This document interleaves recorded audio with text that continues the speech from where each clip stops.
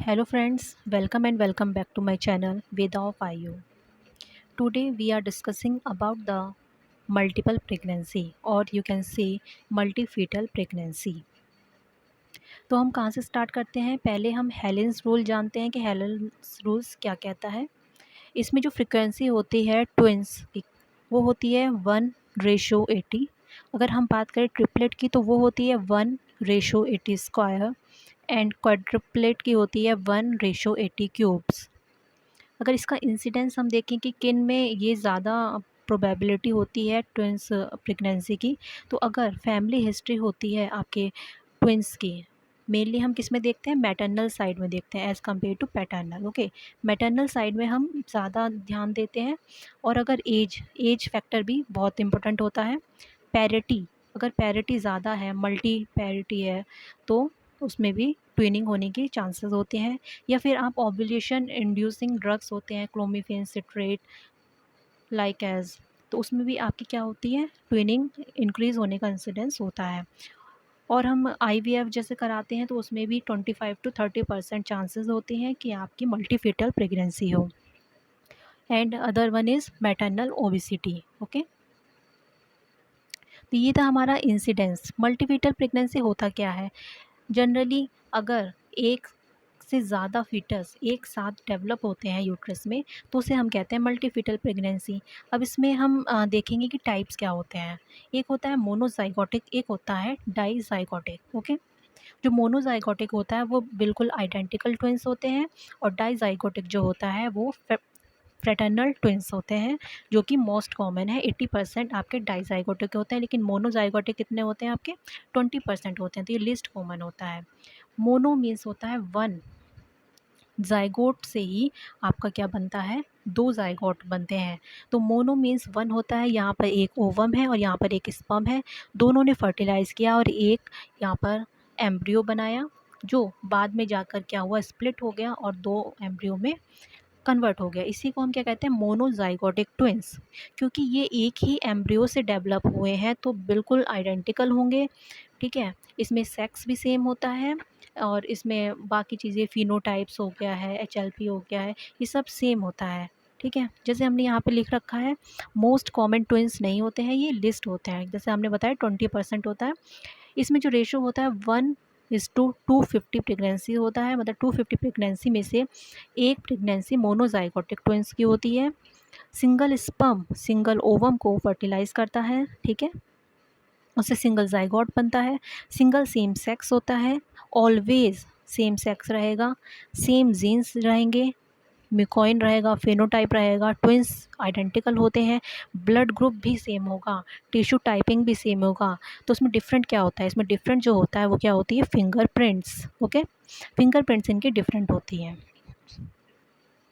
अब according to their placenta or the amniotic, they are in different types. Okay, क्योंकि ये same होते हैं तो उसमें कॉन्जेनाइटल एनोमली होने के चांसेस भी ज़्यादा होते हैं। डाईजाइगोटिक क्या होता है? दो ओवम दो जाइगोट स्पर्म से फर्टिलाइज होते हैं, then they form to zygote. It may be same और it may be different sex. Okay, they are also known as fraternal twins. इसमें जो प्रोबेबिलिटी होती है, इंसिडेंस होता है, वो 80 प्रेगनेंसी में से एक प्रेगनेंसी डाईजाइगोटिक होती है। टू स्पर्म टू ओवम को फर्टिलाइज करते हैं और टू जाइगोट बनाते हैं, पैटर्नल ट्विंस होते हैं। सेक्स कैन बी सेम और the different. Okay, maximum incident Nigerians में होता है और ये ऑलवेज DCDA होते हैं, मतलब डाइकोरियोनिक डाई एमनियोटिक, क्योंकि दोनों अलग अलग जगह पे बन रहा है, अलग टाइमिंग पे बन रहा है, तो दोनों की एमनियन होती है और दोनों की ही कोरियन होती है। ओके, जैसा कि आप यहाँ पे देख सकते हैं, दोनों का अपना प्लेसेंटा है, दोनों की अपनी एमनियोटिक कैविटी है। यहाँ पर देखिए दो जो oocyte हैं वो कैसे फर्टिलाइज हो सकते हैं। यहाँ पे दो कंडीशंस हैं, जैसे सुपर फिकेंडेशन। सुपर फिकेंडेशन क्या होता है कि दो oocytes जो होते हैं वो फर्टिलाइज होते हैं टू स्पर्म से। ये तो दोनों में ही सेम है, लेकिन अगर वो एक ही साइकिल में निकलते हैं और दोनों ही फर्टिलाइज हो जाते हैं तो उसे बोलते हैं सुपर फिकेंडेशन। ये कॉमनली ह्यूमन में देखी जाती है, लेकिन जो सेकेंड वाला है उसमें कहा है कि टू डिफरेंट साइकिल में अलग अलग ओवम निकलते हैं और अलग अलग वो फर्टिलाइज होते हैं, उसे बोलते हैं सुपरफिटेशन। ये जनरली ह्यूमंस में नहीं देखी जाती है। ओके, तो ये यहाँ पर दो टर्म्स हैं जो हमने पढ़ी हैं। अब यहाँ पर देखिए कि जो मोनोजाइगोटिक ट्विंस है वो किस पर डिपेंड करता है। वो डिपेंड करता है कि वो कौन से दिन फर्टिलाइज होते हैं। जो हमारी डे 1 टू डे 3 होता है, अगर वो स्टार्टिंग के 3 दिन या आप कह सकते हैं कि 72 घंटे के अंदर अंदर अगर वो डिवाइड हो जाते हैं तो उनकी क्या होगी, अपनी एमनियन होती है और अपनी कोरियन होती है। क्योंकि जो कोरियन बनती है वो 8th डे ऑफ फर्टिलाइजेशन पे बनती है और एमनियन जो बनती है वो 10th डे ऑफ फर्टिलाइजेशन पे बनती है। तो यहाँ पर कोई फॉर्मेशन हुआ नहीं है, तो दोनों का ही अपनी अपनी क्या होती है, एमनियन एंड कोरियन होती है। कोरियन से आप जनरली समझ सकते हैं कि प्लेसेंटा, अगर डाई कोरियन है तो मतलब 2 प्लेसेंटा है, और डाई एमनियन है मतलब कि 2 एमनियोटिक कैविटी हैं। ओके, अगर सपोज़ करिए ये स्टार्टिंग के 3 डे में ना डिवाइड होके आगे के 4 to 8 day of the fertilization पे होता है, तो क्या होगा उसकी यहाँ पर क्या होगा कि जैसे ये आपका एक एम्ब्रियो है, लेकिन इसकी क्या हो जाती है, कोरियन डेवलप हो जाती है। इस टाइम पर क्या हो रहा है, ये डिवाइड हो रहा है। ओके, जब ये इस टाइम पे डिवाइड हो रहा है तो कोरियन तो एक ही रहेगी, लेकिन एमनियन अभी तक नहीं आई है, तो एमनियन इनकी अलग अलग होगी। ओके, तो इसीलिए क्या होगा, ये मोनोकोरियोनिक डाई एमनियोटिक। अब हम सपोज़ करते हैं कि डे 9 टू डे 13 पे अगर ये होती है तो इस एम्ब्रियो की क्या रहेगी, पहले क्या थी इसकी, कोरियन आई थी, फिर एमनियन जो आती है वो 10th डे पे आ जाती है, तो 10th डे पे आ गई है, अब ये डिवाइड होगा तो मतलब इसकी एमनियन भी आ चुकी है और कोरियन भी आ चुकी है, और ये अंदर डिवाइड हो गए हैं। ठीक है, इनके बीच में कोई सेपरेशन नहीं होता है, जैसा कि हम DCDA में देखते हैं। देखिए हमने यहाँ पर यही बताया है कि डिवीज़न कैसे होता है जाइगोट का। अगर स्टार्टिंग के 3 डेज़ में होता है, मतलब मोरूला स्टेज में होता है, तो उसकी क्या होती है, अपनी कोरियन होती है, मतलब कि एमनियन और कोरियन डेवलप नहीं होती है, तो अलग अलग इनकी दोनों की डेवलप होती है, तो इसलिए DCDA है। अगर ये 4 टू 8th डे पे बनता है, मतलब कि इसकी कोरियन आ जाती है, तो कोरियन तो एक ही रहेगी, लेकिन उसके बाद क्या होता है, ये डिवाइड होता है तो एमनियन इनकी अलग अलग आ जाती है, तो MCDA हो गया है। और अगर ये 8th टू 12th डे पर अगर होता है, या 13th डे तक कह लीजिए, तो ये क्या होता है, इसकी एमनियन भी होती है, कोरियन भी होती है, उसके बाद अगर ये डिवाइड होता है तो एक ही एमनियन होगी, एक ही कोरियन होगी, इसलिए MCMA हो गया। ठीक है, अगर 13th डे कह दीजिए या 12th डे के बाद कह दीजिए, उसके बाद अगर ये डिवाइड होती है then it is called conjoint twins और साइमेज ट्विंस। इसकी 1% लेस देन 1% चांसेस होते हैं। ये आपका क्या है, कॉम्प्लिकेशन होता है मोनोजाइगोटिक ट्विंस का। ओके, तो यहाँ पर हमने क्या देखा, जो इसमें मोस्ट कॉमन मोनोजाइगोटिक ट्विंस होता है वो होता है MCDA, सबसे ज़्यादा चांसेस इसके होते हैं जो 66% होता है, DCDA 30% होता है, और MCMA जो होता है वो 3% होता है। इसका मेन कॉम्प्लिकेशन क्या होता है MCMA का, कि इसमें कॉर्ड एंटेंगलमेंट मिलता है, क्योंकि बीच में कोई लेयर नहीं है, तो दोनों के फीटस की जो कॉर्ड होती है वो एक साथ मिल जाती है, जिसकी वजह से इसमें हमें सिजेरियन करना होता है eight 32 to 34 weeks and give corticosteroid before 32 weeks. Then अब यहाँ पर क्या है, कोरियोनिसिटी स्कैन हम जानेंगे ये क्या होता है। अगर हमें ये जानना है कि कोरियोनिसिटी के लिए सबसे अच्छा डायग्नोस्टिक टूल क्या है, तो उसके लिए होता है अल्ट्रासाउंड। तो उसमें TVS कराना होता है, तो 11 to 14th वीक जो होता है उसमें ये बेस्ट टाइम होता है पहचानने का। मोनोकोरियोनिक और डाई एमनियोटिक जो होता है वो 100% क्या होता है, मोनोजाइगोटिक ट्विंस होता है। क्योंकि जो डाईजाइगोटिक ट्विंस हैं उनकी खुद की एमनियन होती है, खुद की कोरियन होती है, तो वो always and always dichorionic diamniotic ही होंगे। लेकिन अगर ये MCDA है तो ये 100% मोनोजाइगोटिक ट्विंस है। क्योंकि हमने कहा है कि डाईजाइगोटिक के पास अपनी ही एमनियन होती है और अपनी ही कोरियन होती है, तो वो always dichorionic diamniotic होंगे। उसके अलावा जो भी ये आपके MCDA और MCMA है, ये always and always monozygotic twins होते हैं। देन MCDA जो होता है, मतलब कि मोनोकोरियोनिक डाई एमनियोटिक ट्विंस, जो कि मोनोजाइगोटिक होते हैं। ओके, तो इसमें जो होता है टी साइन इसमें प्रेजेंट होता है। डाईकोरियोनिक एंड डाई एमनियोटिक ट्विंस में जो होता है वो मोनोजाइगोटिक भी होते हैं और डाईजाइगोटिक भी होते हैं। लेकिन जैसा कि हमने कहा कि MCDA and MCMA is always monozygotic twins. In DCDA, what sign is present? Then this may be twin peak sign or lambda sign. You can say it is positive. If you can say um, if you can see this the separation between the two amniotic cavity, you can see the thick lining, then it is called the lambda sign. Okay, this one is, and this is placenta, and this one is the gap between the two amniotic cavity, then it is called lambda sign in DCDA. USG जो होती है जाइगोसिटी नहीं बताती है। अब देखिए यहाँ पर आपको क्या याद रखना है, मल्टीफिटल प्रेगनेंसी में जो याद करना है कि monochorionic pregnancy are monozygotic, obviously MCDA and MCMA are always monozygotic twins. Dichorionic pregnancy can be monozygotic and dizygotic, always DCDA monozygotic भी होते हैं और DCDA ऑलवेज डाईजाइगोटिक होते हैं एंड मोनोजाइगोटिक भी होते हैं, लेकिन dizygotic are always dichorionic. Monozygotic twins can be monochorionic and dichorionic, obviously DCDA and MCMA और MCMA हो सकता है। डिस्कॉर्डेंट सेक्स क्या होता है, जिसमें डिफरेंट सेक्स होते हैं, वो इंडिकेट करता है डाईजाइगोटिक, क्योंकि monozygotic are always have same sex and concordant sex indicate, मतलब सेम सेक्स अगर होता है तो वो मोनोजाइगोटिक में भी होता है, डाईजाइगोटिक में भी होता है। जैसा कि हमने कहा था कि डाईजाइगोटिक कैन हैव द सेम और द डिफरेंट सेक्स।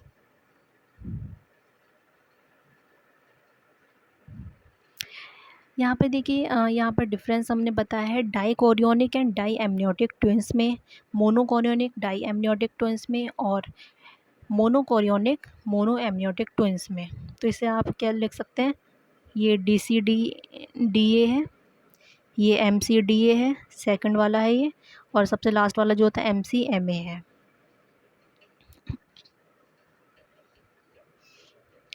देखिए DCDA हमने अभी बताया था मोनोजाइगोटिक भी होते हैं और डाईजाइगोटिक भी होते हैं, लेकिन जो ये सेकंड वाली दो स्टेज हैं ये ऑलवेज मोनोजाइगोटिक होती हैं। ठीक है, अब ये यहाँ पे क्या लिखा है कि 4 लेयर से ये डिवाइड होती हैं। तो कैसे डिवाइड होती हैं, लाइक दिस इज कोरियन,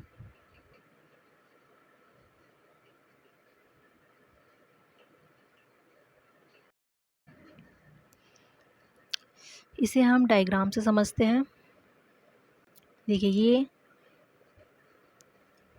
एक जाइगोट है, ये दूसरा जाइगोट है। ठीक है, इसकी खुद की एमनियन है दोनों की और खुद की कोरियन है। ठीक है, और इनका ये प्लेसेंटा है। ठीक है, ये बीच में भी आ जाता है प्लेसेंटा, या तो आप ऐसे कर लीजिए, ये बीच में प्लेसेंटा आ गया है। ठीक है, अब MCDA कैसे बनाया था हमने, उसकी कोरियन तो एक ही होती है लेकिन एमनियन क्या होती है इनकी अलग अलग होती हैं। ये जो मैं बीच में बना रही हूँ ये जाइगोट है। ओके, और इसमें क्या बताया था हमने, इसमें एक ही होती है, दोनों की एक ही एमनियन और एक ही कोरियन, तो बीच में कोई सेपरेशन नहीं है। ओके, जैसे ये है। अब इसमें भी बीच में क्या होता है, ये इसका अपना एक प्लेसेंटा है, इसमें एक ही वो होती है और इनका सिंगल प्लेसेंटा है, लेकिन इनके क्या होते हैं, डबल होते हैं। अब जैसा कि यहाँ पे बोला है कि इसमें 4 लेयर होती हैं, जैसे ये फ़ीटस है, ये फ़ीटस है, तो इसके बीच में कितनी लेयर आ रही हैं, 1, 2, 3 एंड 4, है ना। ये एमनियन की है और ये कोरियन की है, तो 4 लेयर हो गई। इसमें क्या आ रही है, कोरियन तो बीच में है नहीं, सिर्फ एमनियन है, तो 2 लेयर हो गई।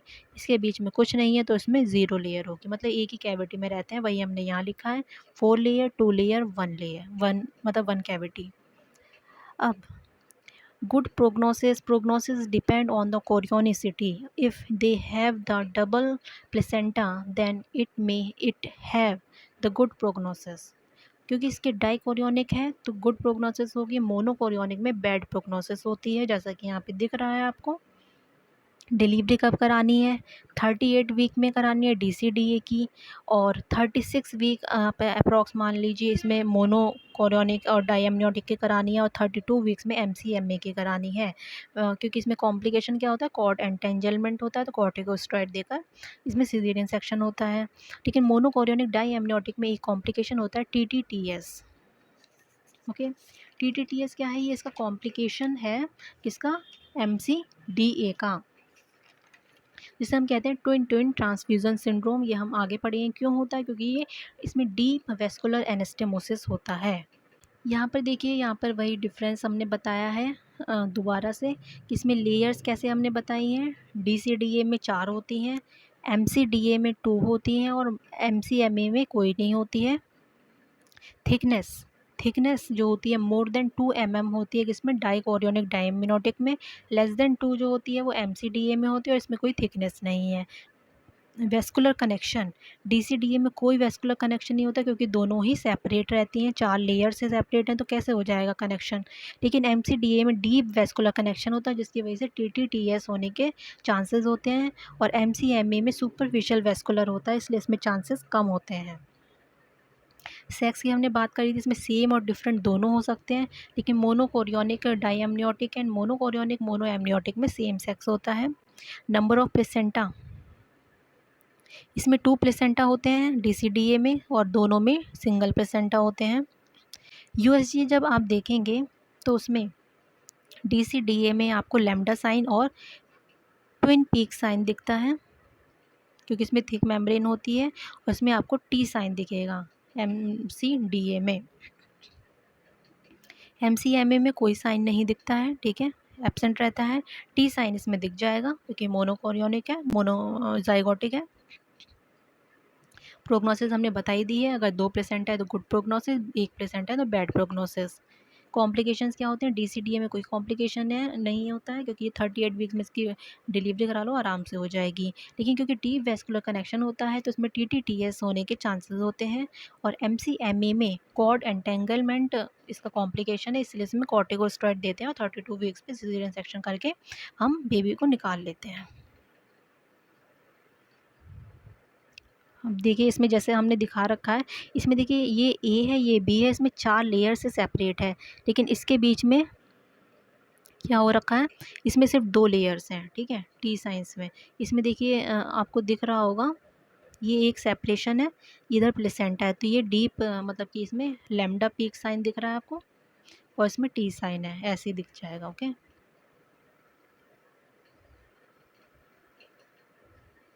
प्लेसेंटा नहीं होता है बीच में, अगर ये आपका मोनोकोरियोनिक है। हमें इसका क्या डायग्नोस्टिक कराना चाहिए, इसमें हमें कराना चाहिए गेस्टेशनल एज देखनी चाहिए फर्स्ट ट्राइमेस्टर में।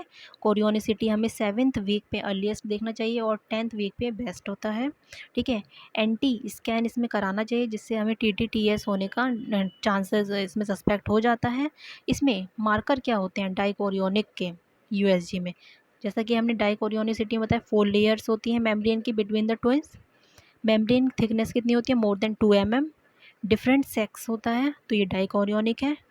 2 प्लेसेंटा होते हैं डिफरेंट, तो भी डाइकोरियोनिक या ट्विन पीक साइन होता है, तो इसमें डाइकोरियोनिक है, ये इसके मार्कर हो गए।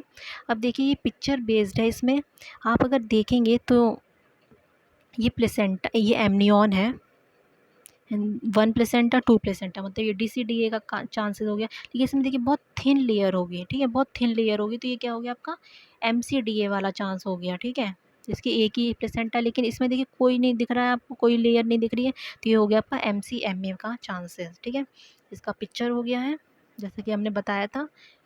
कॉर्ड एंटेंगलमेंट जो होता है वो MCMA का एक कॉम्प्लिकेशन होता है, जो उसमें हमने बताया। कॉन्जॉइंट ट्विंस भी क्या होता है, मोनोजाइगोटिक ट्विंस का क्या होता है, मोनो एमनियोटिक का एक कॉम्प्लिकेशन होता है। इसमें जो मोस्ट वेराइटी होती है पैराफेगस होती है, ये लोअर एब्डोमेन से और पेल्विस से जुड़े होते हैं। पैराफेगस ज़्यादा कॉमन है as compare to thoracopagus. Least common जो होता है वो रैकीफेगस होता है, जो कि वर्टिब्रल कॉलम से जुड़ा होता है। रैकीफेगस लेस कॉमन होता है। ओके, तो ये हमारा जो था मल्टी फीटल प्रेगनेंसी का इंट्रोडक्शन था। नेक्स्ट वीडियो में हम मैनेजमेंट पढ़ेंगे।